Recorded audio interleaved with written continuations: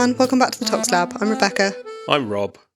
On the 28th of August 1905, Jean and Frey drank 7 glasses of wine, 6 glasses of cognac, coffee laced with brandy, 2 creme de mints and 2 glasses of absinthe. That evening, he shot and killed his pregnant wife and his 2 daughters before attempting to kill himself. But when the case went to trial, there was one drink that became the focus of the blame: absinthe. The question is, why? And to understand that, we need to understand the drink that became known as the Green Fairy. And I'm sure you've already guessed, this week we're going to be looking at absinthe. Absinthe is, in my mind, iconic. It was always a mystical drink when I was a young adult. It had a fearsome reputation, something that could make you see colours, a history of being banned and outlawed. And really, it is a drink with so much lore behind it. Yeah, for sure. And so we thought we were going to do an episode having a look at this in particular. It's unusual, actually, isn't it? Because we're normally talking about the drugs themselves. Yeah. Rather than one specific, very specific type of alcoholic drink. But there is a reason, and we'll come on to that a little bit later on. If you want to stay up to date with our content, you can find us on Instagram at _tox_lab. We also have a page on LinkedIn and we're fairly active over there. And for those of you who don't use social media but still want to get in touch with episode suggestions or have comments about episodes, you can get in touch via our new website at thetoxlab.co.uk. So what is absinthe? Why don't we start there? This mythical green drink. So absinthe is an anise-flavoured spirit created in Switzerland in the late 18th century by French physician Pierre Ordinaire. And it's traditionally derived from a redistillation of a white grape spirit and botanicals, including the flowers and leaves of the plant Artemisia absinthium, also known as common wormwood, green anise and Florence fennel, and this is often referred to as the Holy Trinity. And these are added to the alcohol to produce a green spirit that's highly alcoholic with an alcohol content between 45 and 74%. And some modern Franco-Swiss absinthes are bottled at up to 83%. So really, really high percentage alcohol. Yeah.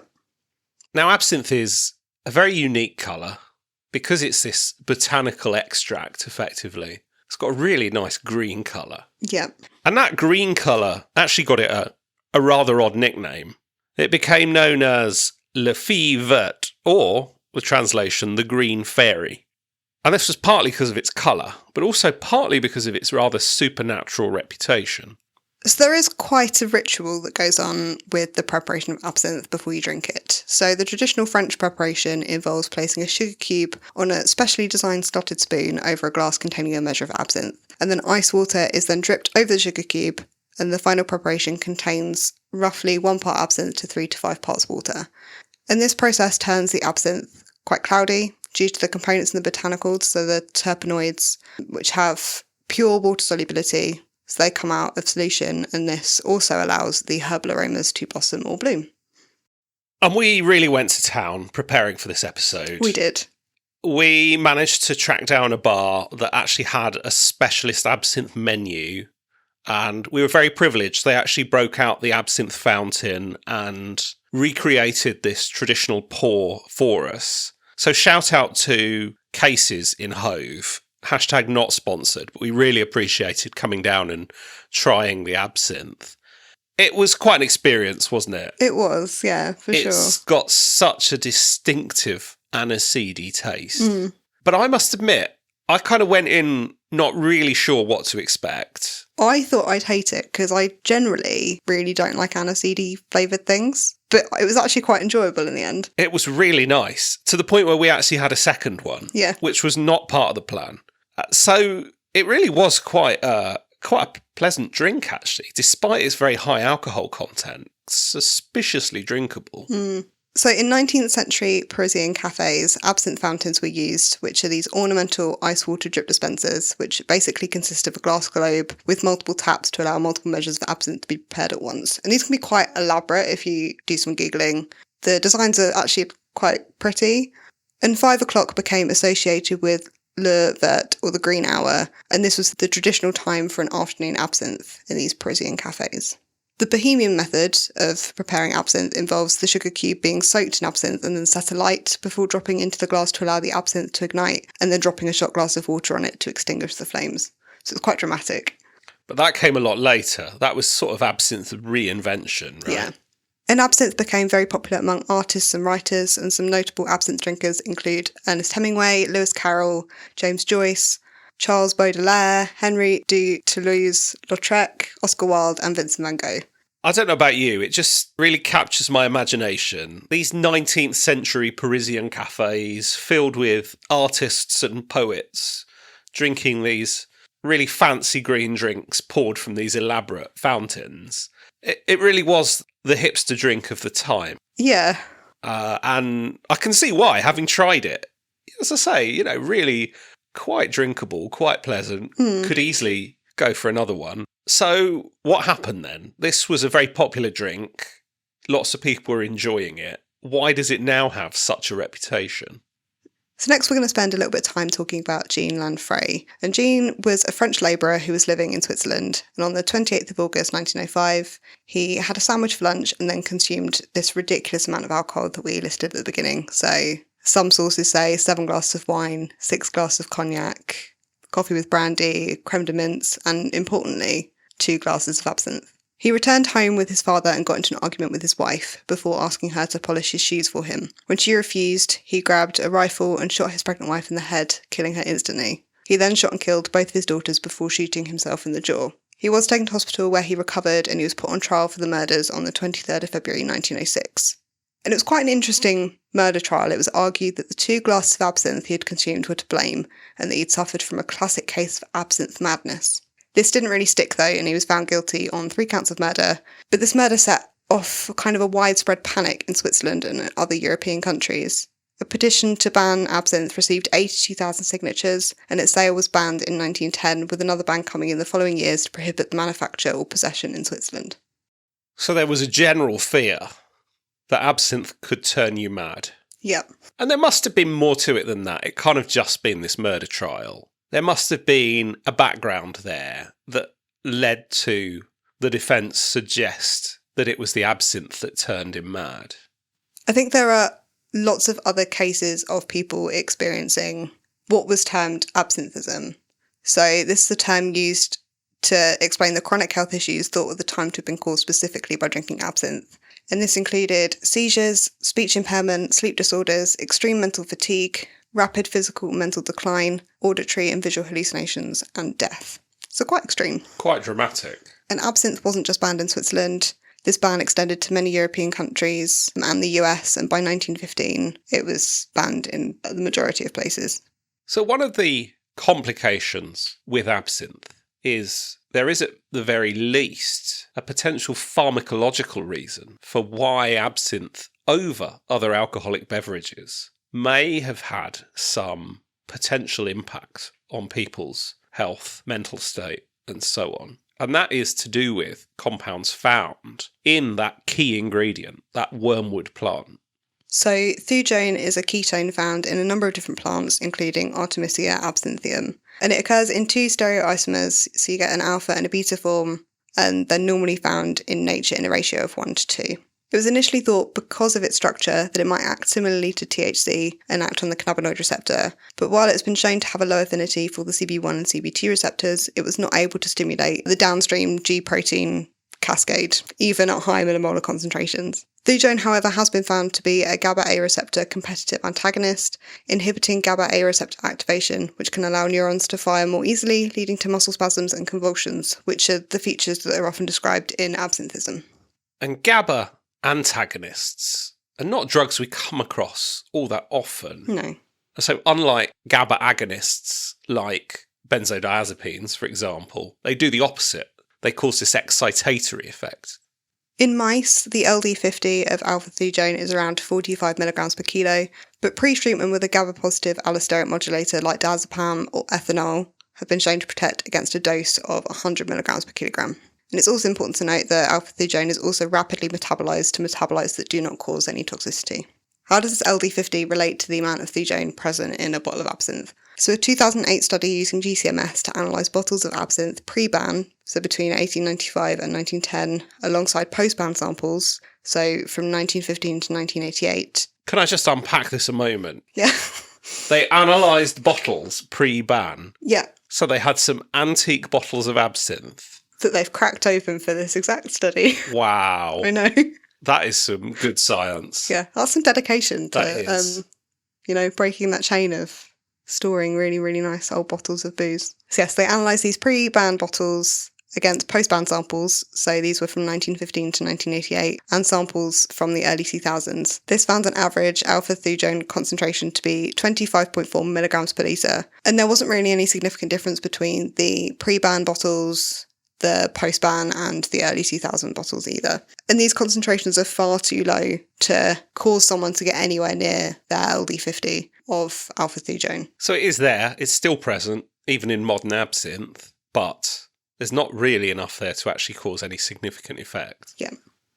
So it doesn't seem that alpha-thujone is responsible for this absinthism. So the question is, what is? And this is kind of debated. There are a few different theories. So the actual culprit is possibly likely to be chronic severe alcoholism from drinking absinthe. It contains a very high ethanol content. Lots of people spend many long evenings drinking it every day. So that, I think, definitely plays a role, and some of the features seen in absinthism can be seen in quite severe alcohol withdrawal and sort of present similarly to delirium tremens, which is something we've talked about in this podcast before.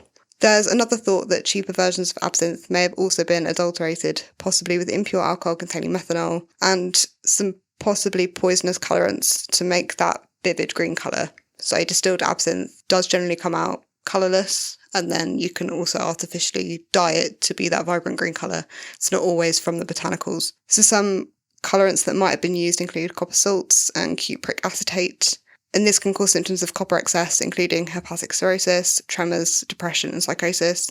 Antimony trichloride was often added to enhance that cloudy emulsion effect, so that louche effect, and this can cause nausea, vomiting, abdominal pain, acute liver injury and nephrotoxicity. It certainly sounds like there could be something in that, doesn't it? A combination of very high alcohol and potentially some of these potential contaminants. So as we've mentioned, there are quite a few famous names that are associated with drinking absinthe. Vincent van Gogh was known to frequently drink absinthe, and there were some theories, some rumours, that the halo effects and swirls found in the painting Starry Night was the result of drinking absinthe. But we do know that Van Gogh had many physical and mental illnesses. It's not quite known what was going on with him, so it's hard to say whether absinthe played any role in his very vivid paintings. I've heard Digitalis Foxglove also being responsible for some of the halo. Yeah.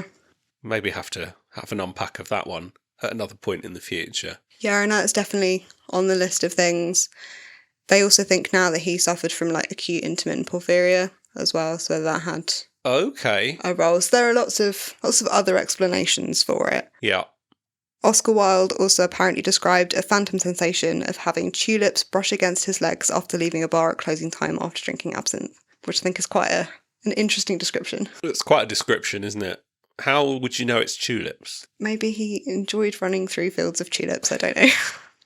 So that is absinthe, but wormwood's not the only plant that contains thujone. And we have found a case study in which an individual was making a decoction of mugwort, which also contains thujone.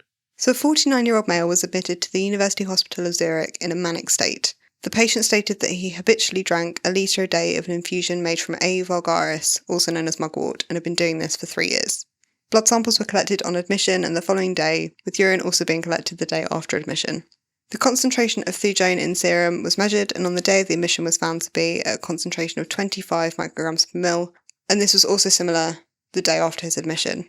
This paper is quite interesting. They looked at 2 different methods of detecting thujone. So they used GC, flame ionisation detection, and HPLC with the fluorescence detector as well. So what does this concentration really mean? So there have been a couple of studies. So one of them was where 2 subjects had consumed 110 ml of absinthe containing 3.85 milligrams of thujone, and they did not have a detectable concentration of thujone in their blood. Another study involves volunteers consuming 300 micrograms of thujone, and they had plasma levels varying from 23.4 to 39.3 nanograms per litre. So there's quite a concentration difference between the concentrations found in the blood in this case versus the concentration in those sorts of controlled studies. I think the only thing with this one that makes me question it slightly is he claims he's been doing this for years, and then suddenly presents. It's not a compound that accumulates. It's got quite a short half-life. But it is quite lipophilic. So is there some sort of tissue accumulation that's gone on? I don't know what would have precipitated it coming out of tissues to cause this sort of like manic effect, but... Okay, so actually when we say it's cleared quite fast, it might not actually be cleared that fast. It might just redistribute quite fast, a bit like THC. Yeah, and he had been consuming it over 3 years. There was plenty of time for this to have accumulated into tissues. Interesting. That is interesting. Yeah. And what was his symptoms? He presented in what they described as a manic state. So potentially associated with GABA antagonism. Yeah. Interesting. Yeah. Very interesting. So this case study is what true absinthism would be if it were the Thujone. Yeah, if you could drink enough Thujone before, I think, probably dying of ethanol toxicity. Acute alcohol poisoning, yes. As I say, I've always been fascinated by absinthe. When I was a young adult, it always intrigued me, the lore that came with this drink. It definitely has a reputation. And so it was a real privilege to be able to actually enjoy it like the Parisians were. Yeah. I can see why artists and writers would spend their evenings drinking it. So let's look a little bit at its reputation then, because some of the things I heard growing up was that it causes changes in colour and hallucinations. What's the explanation for that?